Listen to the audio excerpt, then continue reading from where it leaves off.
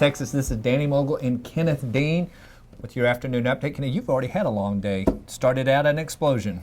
It did start out an explosion in Van Zandt County, just about 3 or 4 miles north of the city of Van. There was an explosion at an oil storage facility there this morning. Okay, what happened?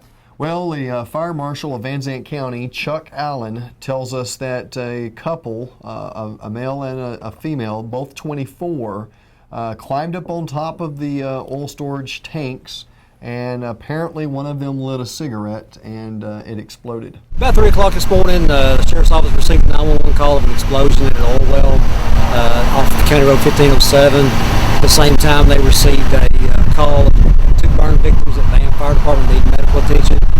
They in turn dispatched everybody appropriately.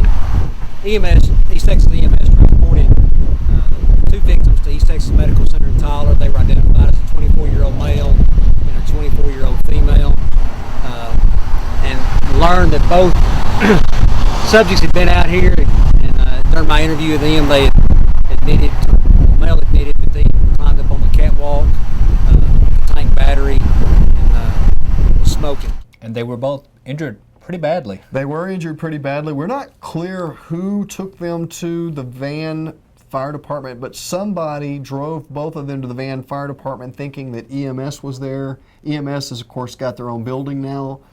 So EMS was dispatched to the fire department to take care of the victims, and firefighters immediately went to the scene, and what they found was a raging fire. Well, it says that the victims now in Parkland, and you know, that's always the more serious ones end up in Parkland. Well, earlier today, the female victim was on life support. The male victim experienced burns to his chest, face, and arms. So, you know, and we're lucky that we didn't have firefighters injured. I was talking to Van fire officials there at the Van Fire Department, and they tell me that as they were dousing the flames on the first 2 tanks, a 3rd tank exploded and sent shrapnel basically right over the top of their heads. You know, we were talking earlier, this is not the first time we've seen one of these big tanks explode with people right. on top of them. I've actually covered several of these. One was down in a little town south of Palestine a few years ago, Lakeport.